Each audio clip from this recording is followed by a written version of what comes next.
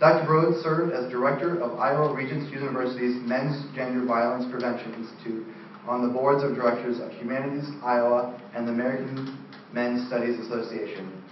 He was a member of the Iowa Governor's Task Force for Responsible Fatherhood and the American Philosophical Association's Committee on the Public Philosophy.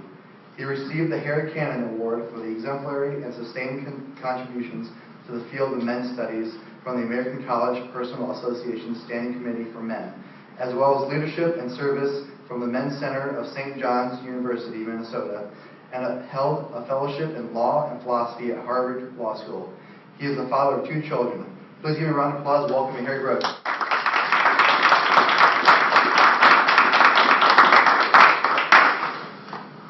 Thank you. I'm very pleased to be here. I had the honor of speaking last year as part of Darwin Week.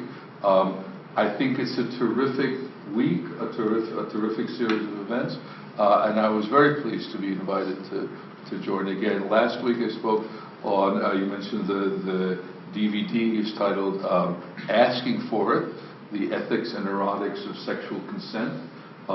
That's used as part of sexual assault prevention, date rape prevention programming on this campus and on a number of other campuses. So that was the topic last time. This time I was asked to speak on diversity, and am happy to do so. There is a significant diversity initiative on campus nowadays, initiated out of the provost's office. Part of that is a group called Campus Coalition Builders that is offering a series of workshops on campus. General sort of overview title of the workshop series is Welcoming Diversity. I hope some of you have seen publicity for it, received an invitation. We will be expanding those offerings, and we'll be expanding the group of us who offer it, and I may refer to that in my total remarks today. And if not, you can ask more about it in the question and answer period that I'll be sure to leave time for at the end. Speaking of time, I have to learn to cut down on that introduction. People ask me, for information, and I have this, sort of standard biographical, sheet that I send out, and I always say, edit it down, and people somehow feel this obligation to. I've sent the information; they need to read the whole thing. So I've somehow got to cut that. I can't sit here every time listening to the whole thing. Anyway, okay. The topic is under the broad heading of diversity. The specific topic I gave to this is how to be an effective ally. Now, ally, I mean the sort of thing that people mean when they organize an LGBTQ and allies group. People who are not from the targeted group, the discriminated group, the oppressed group, marginalized, subordinated, whatever your language for that is, but wish to ally themselves with the cause, wish to in some way identify themselves as I am an ally for social justice on this issue. So that's the sort of thing that I have in mind when I talk about how to be an effective ally. Okay? So the first thing in being effective is to understand why you are doing this. We need to give some consideration, actually a good deal of consideration, to why before we get to how. Okay? And I'm going to say 2 things with equal force that may sound like they're, I don't know if contradictory, but in tension. But I think not.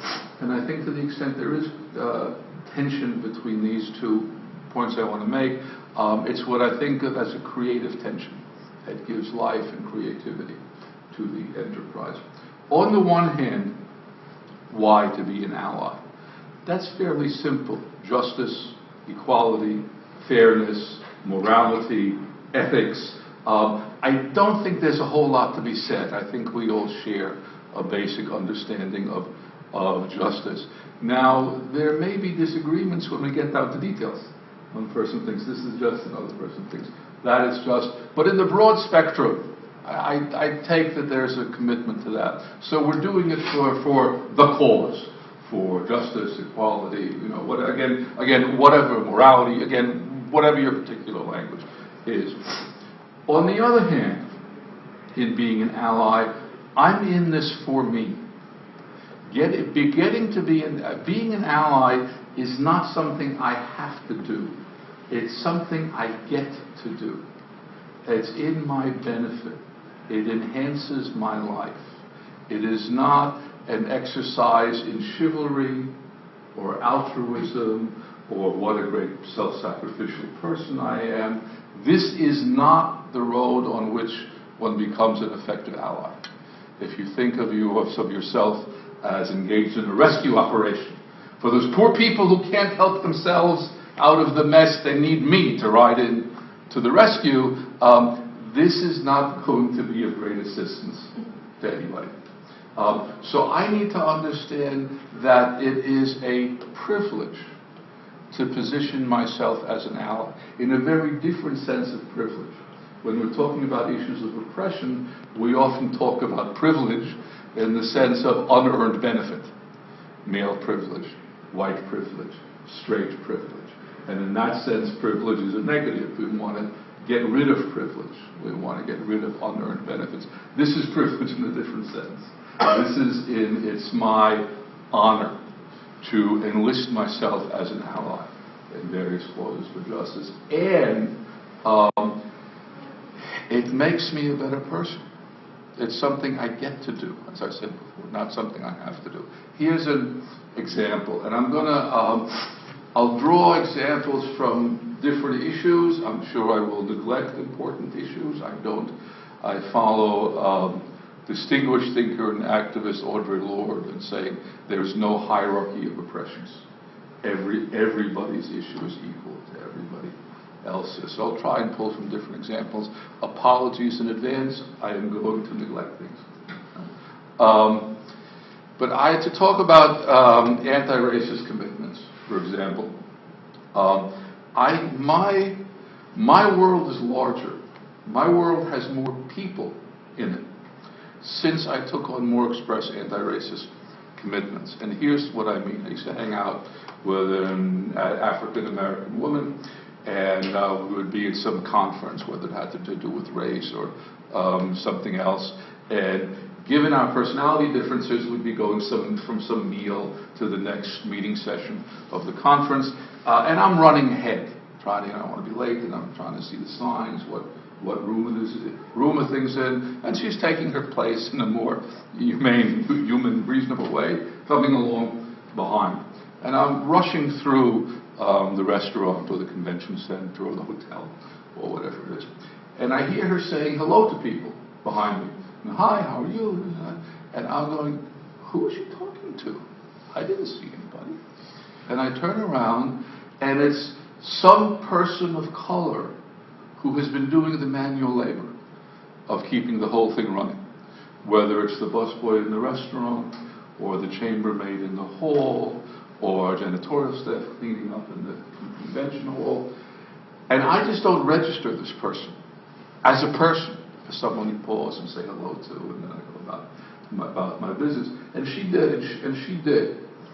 And I learned a great deal.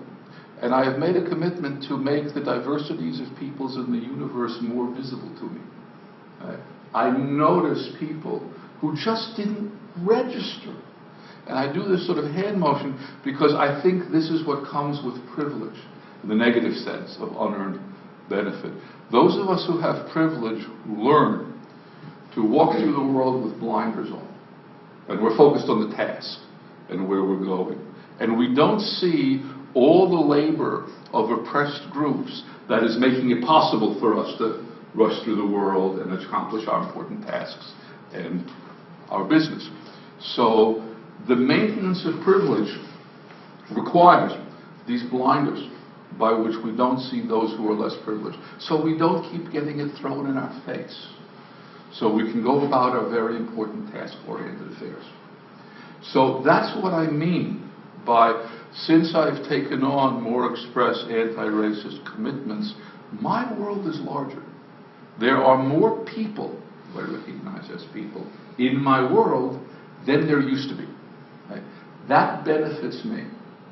Most of us with various dimensions of privilege, in order not to get thrown in our face all the time and get on with business, cut ourselves off from the majority of the world because it doesn't concern us and they don't register, and we greet people in power positions who we pass by and people who we recognize as peers, but the others we just pass by. So there are all sorts of ways that it's in my benefit, and I'll get to some other ways, to enlist myself as an ally. I had the privilege, in the positive sense, of being a co-author of a book called White Men Challenging Racism, 35 Personal Stories. It's edited interviews with 35 men who have made anti-racism central to who they are and their life work. And we interviewed them, and then there's some editing to take out the question and answer, so it reads as their personal narratives. The original title for the book, the publisher wanted White Men Challenging Racism, which we ended up with. But our original title was Just Living. And that was going to be a pun, one, on living with justice, and two, a lot of what these men told us was that, why are you celebrating me? People of color are doing much more of this work and are much more important. And I don't think I'm doing anything special. I'm just living my life. This is just trying to live with some decency, integrity. I don't think I'm doing anything extraordinary here. But so the reason is simply my integrity, my self-esteem as a moral human being, and the various ways it actually enhances my life. Being an ally is, I'm going to do an expanded version of this as an afternoon workshop in Minneapolis at the end of next month. There is the American Men's Studies Association I've been involved with for a long time. And as a pre-conference workshop, I'm doing a workshop version, expanded version of this. And then the title was again sort of, I think I did how and why to be an effect. Oh, I know. I said the ABCs of how and why to be an effective ally. And by ABC, I spelled that out as always building connections. That is the role of allies, to connect with other people. So when I am working on issues of justice, whether it be on sexism or racism or heterosexism or religious oppression or disability issues or age discrimination or all these other categories that hierarchically divide us. So somebody makes a sexist or racist or homophobic comment or joke or something, and I want to intervene. I don't want to let this go by without comment. I want to interrupt this in some way. I do not position myself as the enemy of this person. They are not my enemy. They are not my opponent. They have said oppressive things. But I insist, and I think this is essential to any sort of social justice work, to make a distinction between what the person said and the person who said it. What the person said, I can think is horrendously racist, sexist, heterosexist, anti-Semitic, classist, ageist, whatever the category is. But I just do not identify the person as a racist, sexist, whatever. It's that equation of what they said with the person that keeps us stuck. Because then there's no room to intervene. There's no separation. You've got to have the separation between what they said and even what they think and the person underneath. And what you're going for is where I started, the ethical moral values, the commitments to justice and righteousness, if that's your frame in which you think about these things, that people have. We can disagree vehemently about what that means, about what it means to enlist yourself in the cause for justice.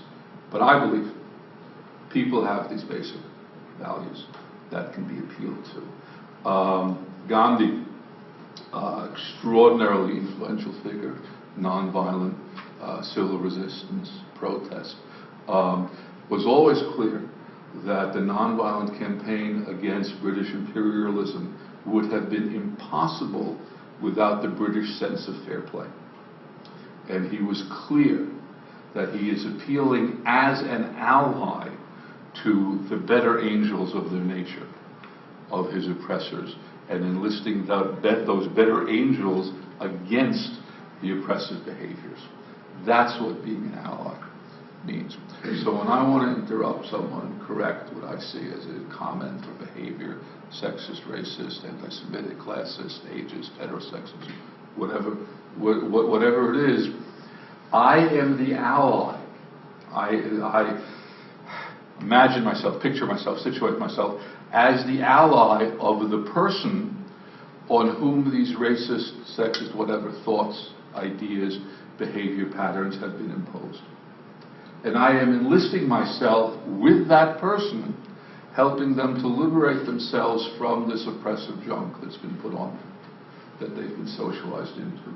I assume that in there is my ally, struggling to get out, struggling to get a more just, righteous, moral, ethical sense of the world than the messages, these oppressive messages that have been put on them from the outside world.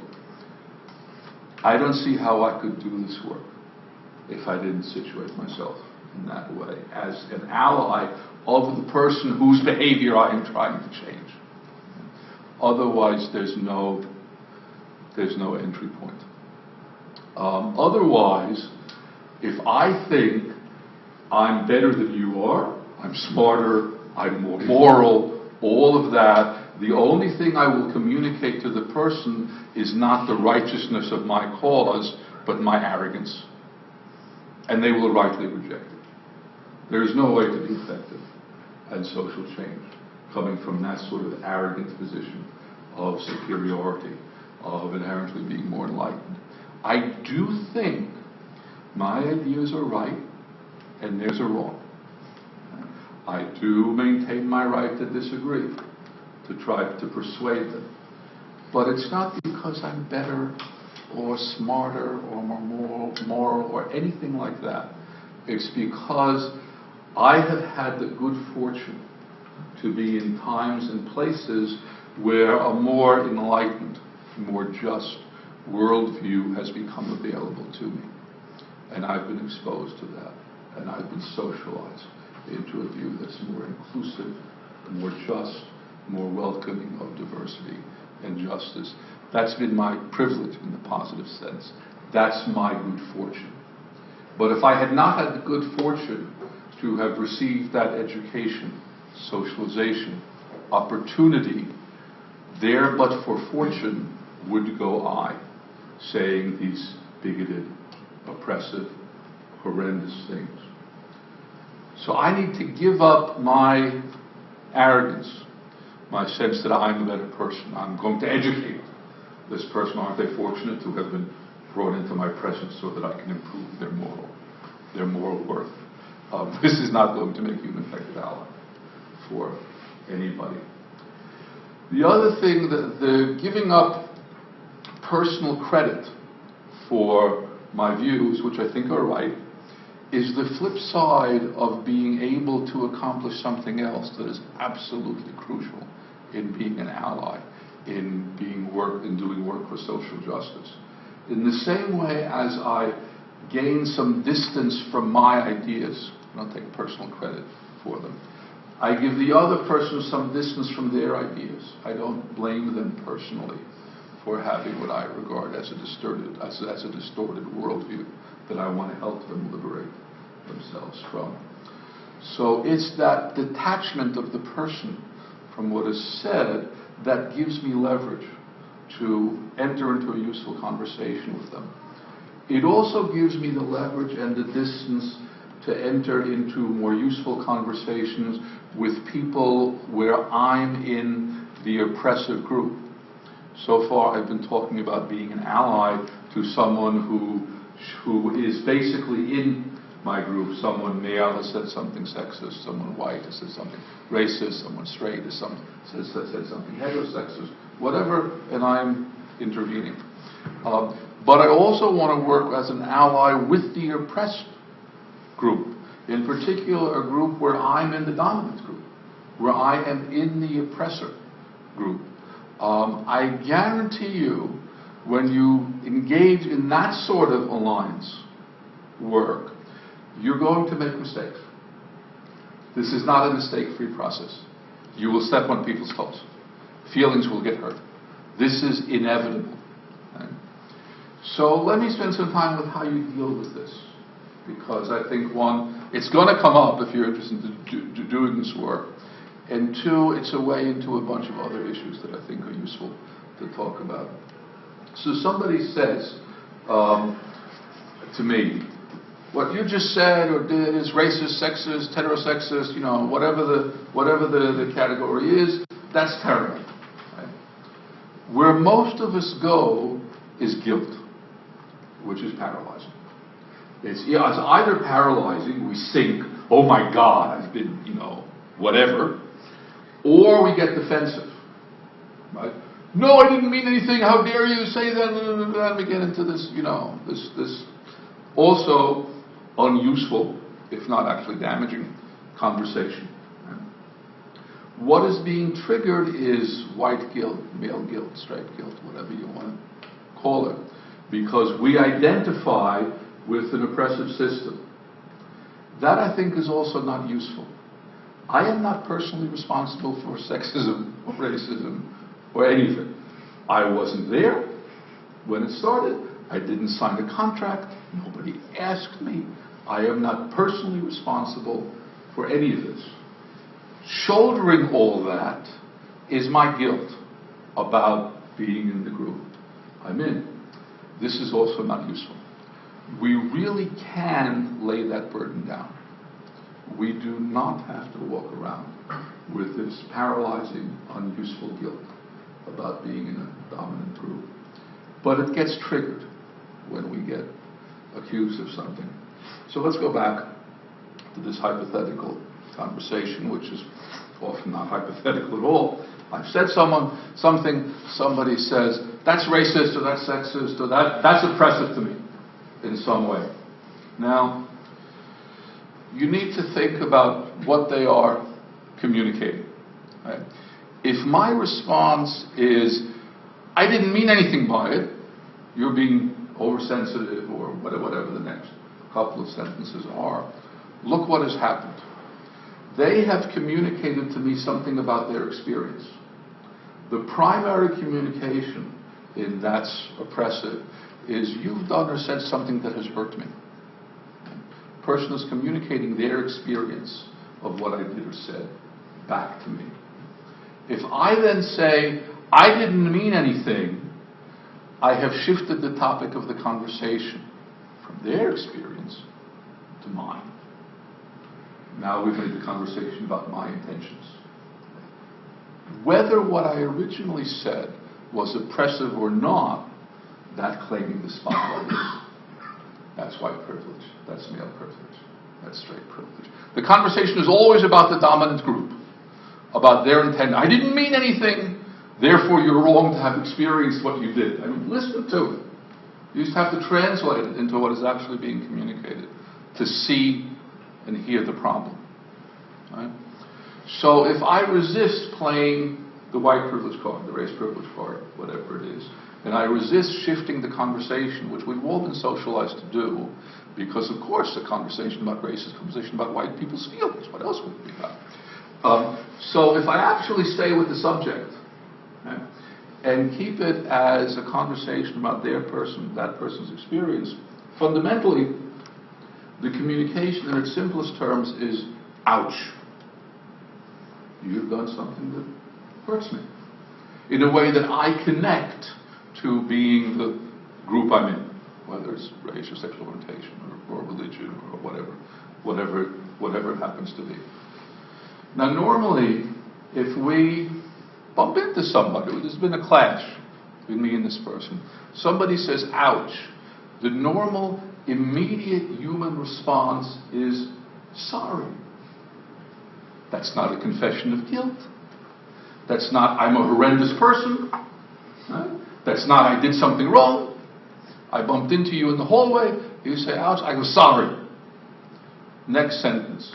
You okay? You know, where have you been hurt? You know?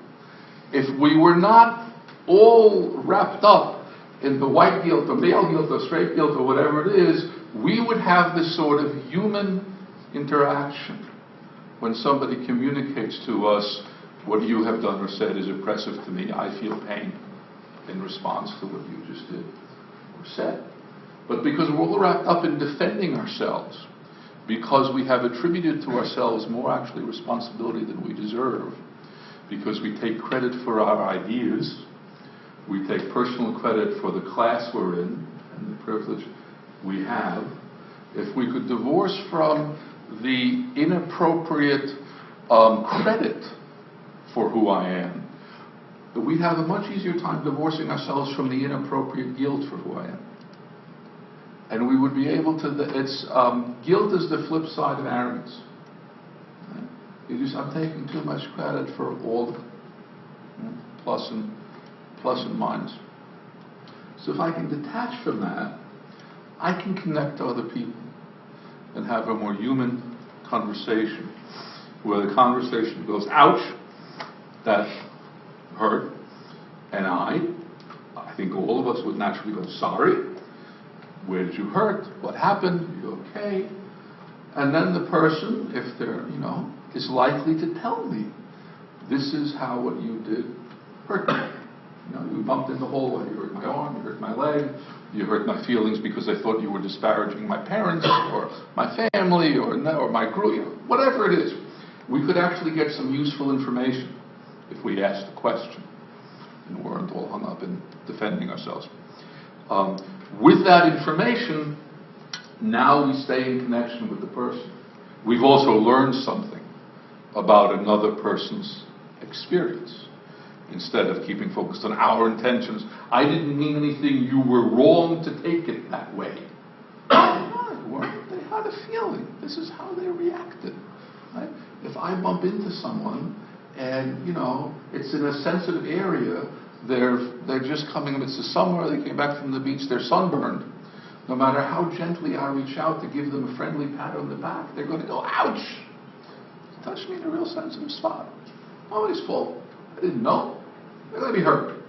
Right? We'll heal it. So now, if I've been able to pursue the conversation, now I have useful information about how my actions and what I say affect somebody else. This is, again, part of my world is now wider.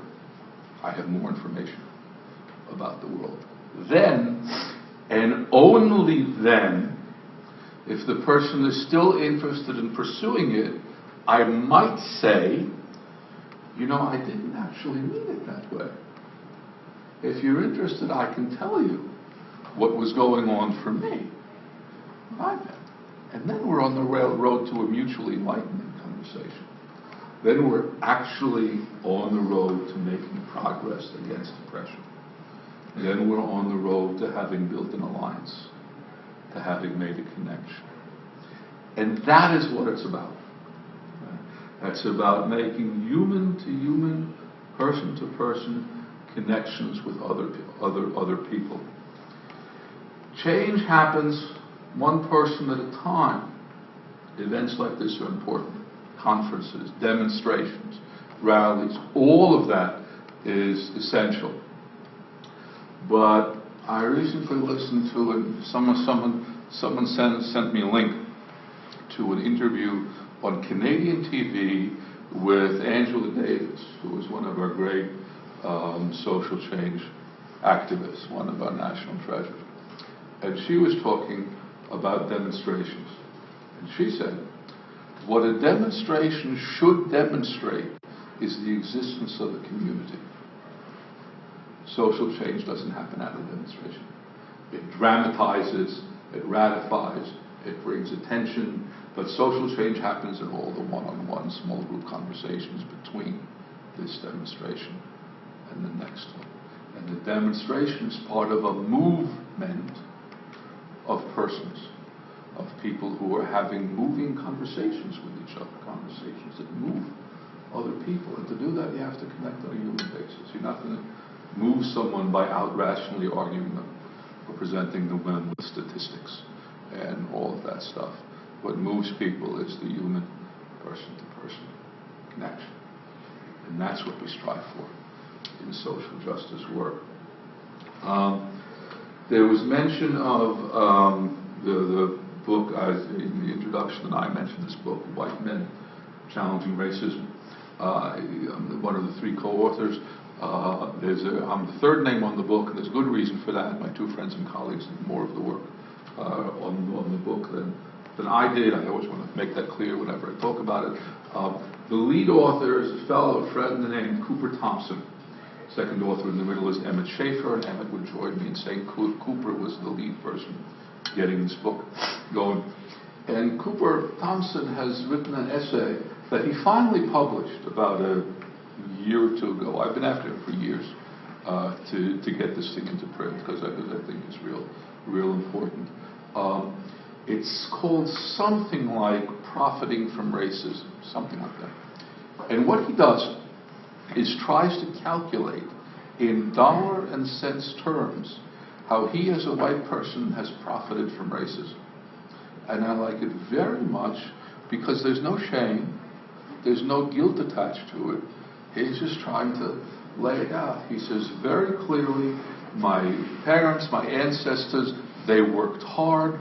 I appreciate what they did. I'm grateful. I benefited from it. And the reason they could originally start the family farm is because the land was taken from the Native Americans. And they were generations later able to expand the business because they could get loans that people of color couldn't get. And so on and so forth. And tries to make an actual dollars and cents calculation of how he has benefited from white racism. He's not calling himself a racist. This is institutional power, institutional structures that are set up to benefit one group at the expense of another group. And in whatever categories I am a member of a dominant group, I have benefited from that. And it seems to me, more and more, I used to think of this in terms of altruism and how good I am and moral and all of that. The more I think about it, the more I think of it as simple accounting. I'm just trying to do my little bit to balance the books. I have gained unearned benefit, privilege, from being in a dominant group. And it just seems to me, in good manners, just sort of right to try and pay that back a little bit, to make these issues a serious part of my life and enlist myself as an ally for these various issues of social justice.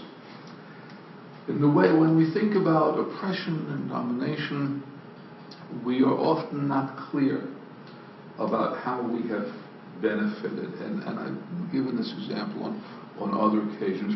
It seems to me we have a model of oppression that only captures half of reality. The model most of us go around with, I think, is that the world is usually a level playing field. Everyone has equal opportunity, and that's the starting point. And then the problem is that some of us are oppressed, and the root of the term oppression is to press down, to give someone a disadvantage. So normally there's equal opportunity. Some of us are oppressed, pressed down. The solution is to remove the oppression, take the oppression off, and then they will rise to the same level playing field, and all is well. I think that is half the picture. And the important half that doesn't get noticed, I'll give you a different metaphor. Instead of the level playing field, I give you a metaphor of the scales of justice.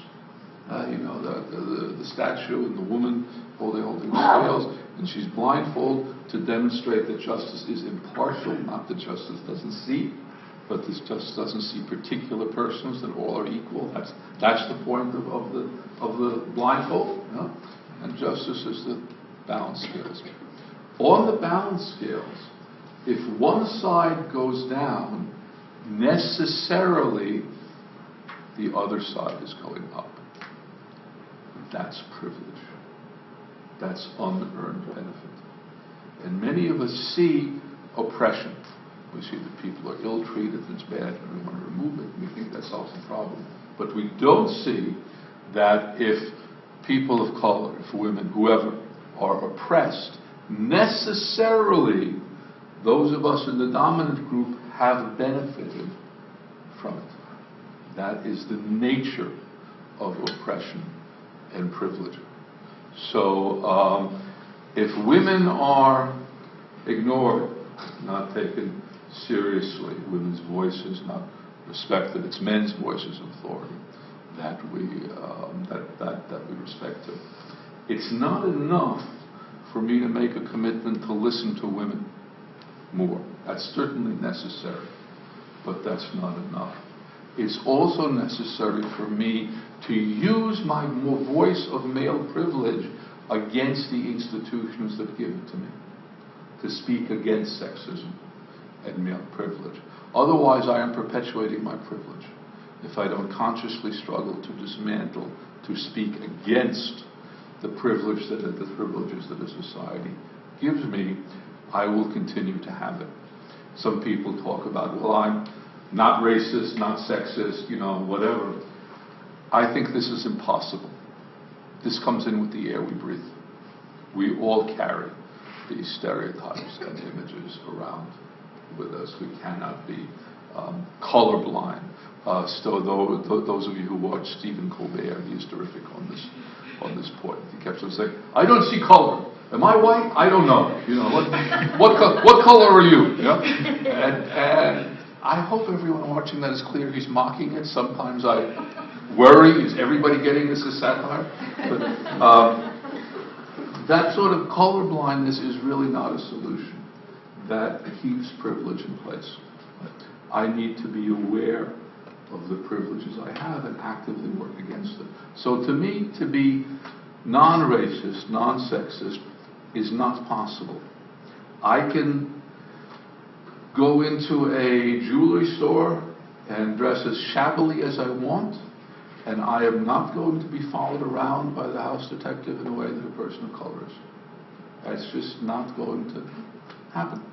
And there are all sorts of things like that. I can be, if I'm heterosexual, I can be physically affectionate in public with my romantic partner without worry that I will be followed into an alley and beaten to a pulp. That is straight privilege. That makes our relationship easier to maintain because we can be more relaxed. We don't have to be self-policing when we are in public.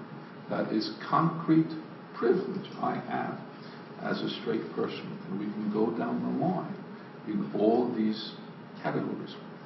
So to be non-sexist, non-racist, non-heterosexist, this is not possible. To be anti-racist, anti-sexist, anti-heterosexist, to actively engage in struggling against social injustice, institutional privilege, that is possible.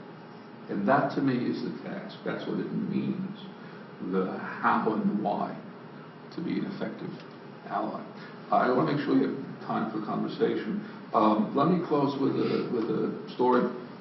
There was a book I edited, I think was mentioned in the introduction, called A Mensch Among Men. Mensch is Yiddish for human being, literally, but it's always used in the sense of ethical human being, like you were a mensch, you were a good person when you did this thing. So the title is A Mensch Among Men, Explorations in Jewish Masculinity. And one of the essays started by Rabbi Arthur Waskow, starts with a story about social activism and his commitments to it. And he says this, that there's a story of a prophetic figure, a prophet, there are many such in the Jewish tradition, who after wandering the desert for 15 years has not made any noticeable change in the society. People aren't more moral, things aren't better. And someone asks him, why do you keep doing this? It's 15 years wandering the desert with your message of social justice. Why keep this up? And he says, well, for the first 7 years, I was trying to change them. For the next 7 years, I was trying to prevent them from changing me. That is the dialectic, the reciprocal relationship between social change and simply keeping one's own moral integrity, and being a mensch in Yiddish terms, being a moral human being. Now, I actually think Rabbi Wasko sort of stops the story there and then goes further. But I actually think he's missing the real point of the story. And you don't have to be a math whiz to see it. He's asked this question after 15 years. So he's accounted for the first 7 and the second 7, but there's 1 year still unaccounted for. And my personal interpretation of the story is that the real teaching of the story is accounting for that 15th year. And I think that's the year in which he realizes those are two sides of the same coin. That the first 7 and the second 7, it's actually been part of the same 14. Keep it trying to change the world for the better and trying to keep the world from changing me for the worse. I actually don't think you can do either without the other. I think simply trying to keep one's own moral, personal integrity and be an ethical human being, connect with other people as an ally, enhances one's own personal life. And I think that's also connected to struggles for social justice, identifying as an ally, thinking in large-scale social political change terms. And I don't think either one, personal change or political change, is possible without the other. So to me, that's the sort of overall perspective about why and how to be an effective ally. So I will stop here and we have some time for conversations. Thank you.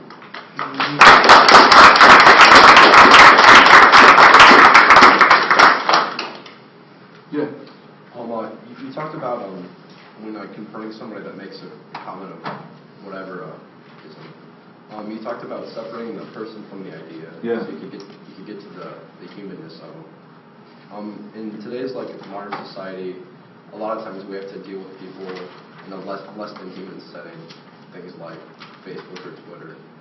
What would be your recommendations for handling that sort of situation when? Get off the damn computer. Next question.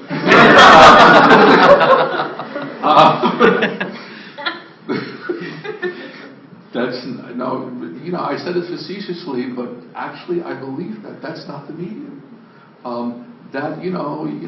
Half of all, these people in the early days of cell phones, when this was the new technology instead of the landline, somebody said half of this communication is just, I'm almost there, I'll be home in 5 minutes, and this sort of thing. It's just a lot of useless noise, most of it.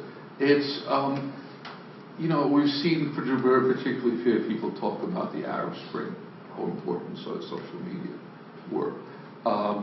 And in situations like that, where you've reached a crisis point and you have to mobilize people to the demonstration and get people on the street and communicate that sort of practical information, it's extraordinarily useful.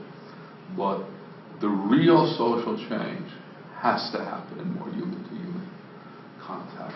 Though it's a useful tool in context, but I really don't, I should say I don't see it that way, but I don't see it that way. And part of it is my age. I'm an intellectual dinosaur here. So it just may be that I don't see them. Maybe your generation sees these possibilities in a way that I don't. From where I sit, I don't see it. I'm happy to learn. If someone tells me, no, you really can connect in a human way using the new media. I'm happy to learn about it. I don't see it, and maybe I should just limit that to my generational perspective. I don't see it. First question, is Mensch a derivative of German Mensch? And second question... Yes. Okay. All right. Yeah. Second question, you're talking about bringing balance, removing oppression, and then the people who are part of an oppressing class, or... people who are part, doing their part in also fighting that oppression. How do you feel about the situation of present-day Native Americans, whose oppression isn't necessarily fiscal or legislative denial in any kind of sense, where it's more so they look back on a time which their culture was incredibly intertwined with the land that they lived on, and now that is an impossible thing to replicate because of the way Western society has integrated itself in the Western Hemisphere. I mean, how do you think Native Americans can be brought back up from that? Or at least, what is the best way to make light of? There are different levels for that question. In large-scale political terms, people talk about reparations for the land, for slavery and other contexts. That's an important conversation to have. I don't know the results of that. I don't know about practical implementation. Is difficult. But the reparations conversation is an important conversation to have. It makes privilege visible. It makes visible how groups have benefited. So whatever the outcome of that conversation, it's an important to have, conversation to have. And I know people who, talked about the difficulties of, can you really trace back this person was injured in this way because their land was taken, or their ancestor was a slave, but another one, came from Africa later, and it was brought from Africa later. How do you, demonstrate the individual connection? And I find very reasonable proposals that say you don't. You put the money into community development, so that you're dealing with group issues, not individual issues. So those sort of proposals have merit. Beyond that, what I was trying to do is talk about general strategies for alliance work, no matter what the group. Now, when we get to specifics, this group and that group, then there's specific information, and we get into a much more detailed conversation. I don't see that the broad parameters of the issue are that different from one issue to another. But there's a need to be specifically informed and deal with issues on a case-by-case basis. I think we have time for one more question. With a lot of the isms, there seems to be a lot of comorbidity with socioeconomic status. And so I was just wondering what your take was on economic injustice in terms of the access that's granted to people of means versus people without means in terms of their access to education, health care, et cetera, et cetera. Your word was comorbidity with class issues? You want to explain what that is? Whereas you would find, you find a larger representation of African Americans in lower socioeconomic status, but higher socioeconomic status African Americans generally have means and access that is kind of like that. Because of the history of our country, a lot of what people talk about as race differences are really class differences. And part of racism is that it gets shifted onto race, gender. It's not so much on the table now, but there was a large conversation about what was euphemistically called welfare reform a number of years ago. And the way particularly some politicians chose to talk about it, it was about welfare cheats, which meant welfare mothers which meant working class and poor black women with kids. It was an economic conversation that was distortingly, to keep class privilege in place, coded as a conversation about race and gender. So one really does have to untangle a lot. There's a whole lot of stuff. Class, the United States, despite all our current economic problems, remains the leading capitalist country in the world. So this is the belly of the beast to talk about capitalism. It's enormously hard to talk about class issues. You do so, and people accuse you of fomenting class warfare.